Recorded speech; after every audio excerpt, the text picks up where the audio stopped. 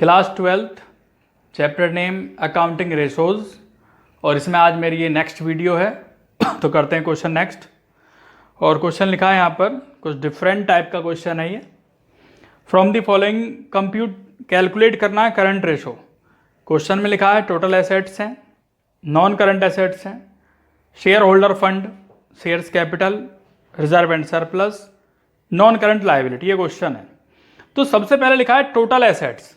अब total assets लिख लिया, यहाँ पे एक बैलेंस शीट का फॉर्मेट बनाया, liabilities amount, assets amount, balance sheet ऊपर लिखा। सबसे पहले लिखा है टोटल एसेट्स हैं 40 लाख, तो यहाँ पे लिख देंगे सबसे पहले भाई टोटल एसेट 40 लाख इधर, तो जो एसेट्स का टोटल होगा वही लायबिलिटी का टोटल होगा, मीन्स 40 लाख। इसके बाद क्या दिया है नॉन करंट एसेट्स, ये लिखा है यहाँ पे नॉन करंट एसेट्स, गिवन है क्वेश्चन में, लिख दिया भाई एसेट्स की तरफ नॉन करंट एसेट्स। इसके बाद है share holder fund, shares capital 24 lakh, share holder fund में शेयर्स कैपिटल 24 लाख। और उसके बाद दिया है रिजर्व एंड सरप्लस 3 लाख, यानी कि दोनों का टोटल हो गया 27 लाख, 27 लाख रुपए। इसके बाद नॉन करंट लायबिलिटी 8 लाख, तो यहां लिख दिया नॉन करंट लायबिलिटी 8 लाख। अब ये पॉइंट तो लिख दिए। तो 40 लाख में से अगर 22 लाख को माइनस किया जाता है तो कितना बचता है 18 लाख, और क्या बचेगा करंट एसेट्स। ऐसे ही इस 40 लाख में से दोनों माइनस किए जाएं तो क्या बचता है 5 लाख, और क्या बचेगा करंट लायबिलिटी। तो पूछा क्या है current ratio, means current assets upon current liability, 18 lakh upon 5 lakh. Solve करेंगे 3.6:1, ये हमारा आंसर हो गया। तो इस तरीके से क्वेश्चन सॉल्व करना है।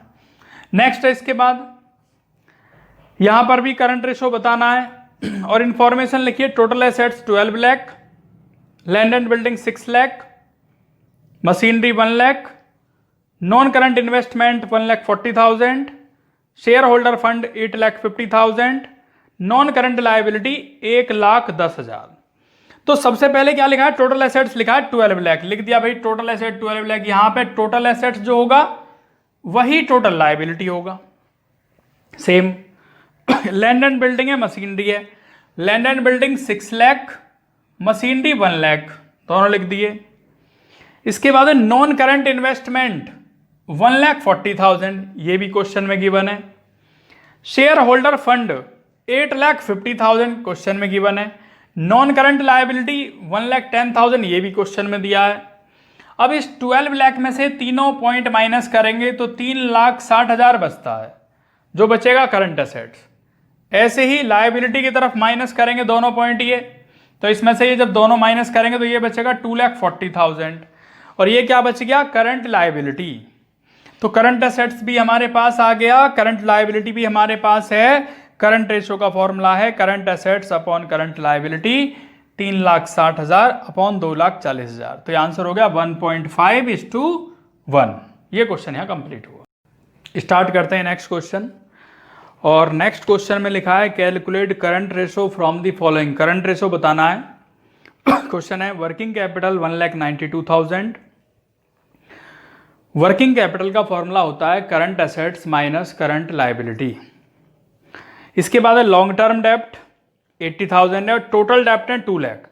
अगर टोटल डेप्ट में से लॉन्ग टर्म डेप्ट माइनस कर दिया जाता है तो शॉर्ट टर्म डेप्ट आता है, और शॉर्ट टर्म डेप्ट को ही करंट लायबिलिटी बोलते हैं। तो फॉर्मूला है करंट रेशो का current assets upon current liability. किस तरीके से आया, यहां पर टोटल डेप्ट दिया है 2 लाख और लॉन्ग टर्म डेप्ट दिया 80,000, तो शॉर्ट टर्म डेप्ट मीन्स करंट लायबिलिटी 2 लाख में से 80,000 माइनस करेंगे, 1,20,000 रुपए करंट लायबिलिटी है।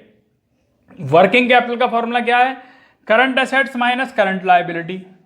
वर्किंग कैपिटल क्वेश्चन में गिवन है 1,92,000, करंट एसेट्स पता नहीं, करंट लायबिलिटी दिया है 1,20,000 जो अभी अभी आया। ये 1,20,000 इधर आ जाएगा तो प्लस का हो जाएगा, और करंट एसेट्स आ जाता है 3,12,000। तो फॉर्मूला क्या है करंट रेशो का current assets upon current liability.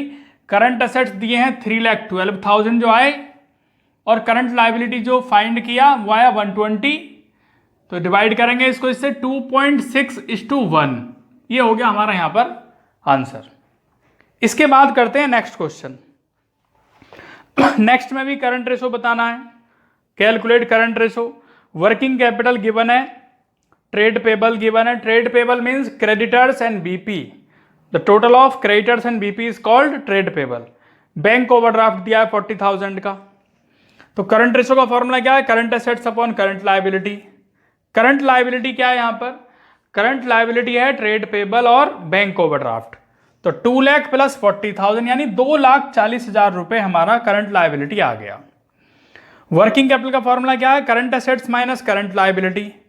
Working capital question में गिवन है 4,80,000, करंट एसेट्स पता नहीं, 2,40,000 करंट लायबिलिटी अभी अभी आया, ये 240 इधर आ गए, तो 480 प्लस 240 और करंट एसेट्स हो गया आपका 7,20,000, 7,20,000। ये 7,20,000 हमारा करंट एसेट्स है, तो इसे यहाँ रखा। और करंट लायबिलिटी कितना आया? करंट लायबिलिटी आया 2,40,000, तो ये आ गया 3:1। ये हो गया हमारा यहाँ पे आंसर। नेक्स्ट क्वेश्चन है इसके बाद, calculate current ratio and liquid ratio. दोनों रेशो बताने हैं, करंट रेशो भी बताना है और liquid ratio. Liquid ratio means quick ratio भी कह सकते हैं। कैश एंड कैश इक्विवेलेंट दिया है 40,000 का। ट्रेड रिसीवल्स है 2,70,000। इन्वेंट्री है इंक्लूडिंग लूज टूल्स 30,000, तो इंक्लूड नहीं करते हैं लूज टूल्स को, लूज टूल्स को यहाँ से हटा देते हैं, एक्सक्लूड कर देते हैं। प्रीपेड एक्सपेंसेस 20,000 है। वर्किंग कैपिटल क्वेश्चन में गिवन है। तो करंट रेशो का फॉर्मूला क्या है? Current assets upon current liability. अब करंट एसेट्स में कौन कौन है? सबसे पहले करंट एसेट्स में आएगा कैश एंड कैश इक्विवेलेंट है। ट्रेड रिसीवल्स आएंगे, ट्रेड रिसीवल्स बोलते हैं डेटर्स एंड बीआर के टोटल को, तो 270 आ गया। इन्वेंट्री 150, 180 लिखा हुआ है वैसे, लेकिन उसमें इंक्लूड है लूज टूल्स, तो लूज टूल्स को हटाना पड़ेगा, तो इसलिए 150 आ जाएगा। प्रीपेड एक्सपेंसेस 20,000 है और टोटल हो गया करंट एसेट्स का 4,80,000, 4,80,000 जो आप यहाँ पे देख रहे हैं। अब भाई करंट लायबिलिटी कैसा आया? वर्किंग कैपिटल का फॉर्मूला है current assets minus current liability. Working capital question में गिवन है 2,80,000। करंट एसेट्स अभी अभी आया 4,80,000 minus current liability, current liability इधर आ गया, तो 480 माइनस 280, 2 लाख का हमारा करंट लायबिलिटी हो गया। रखेंगे फॉर्मूले में current assets upon current liability, 4,80,000 upon 2 lakh यानी 2.4:1 आ गया। क्विक रेशो का फॉर्मूला क्या है? Quick assets upon current liability. Current liability तो हमारे पास है 2 लाख, लेकिन क्विक एसेट्स कहां से आया? तो क्विक एसेट्स किसे कहते हैं? All current assets are quick assets except stock means inventory, prepaid expenses and advance tax. तो तीन चीज को हटा देंगे। क्या कह रहा है यहाँ? कैश एंड कैश इक्विवेलेंट 40,000 है एक, तो दूसरा ट्रेड रिसीवेबल है 2,70,000। ये दोनों पॉइंट आएंगे, ना तो इन्वेंट्री आएगा इसमें, ना प्रीपेड एक्सपेंसेस आएगा, तो दोनों का टोटल है 3,10,000 यानी 3,10,000 अपॉन 2 लाख, और हमारा आंसर हो जाता है 1.55:1। ये क्वेश्चन हमारा कंप्लीट हुआ।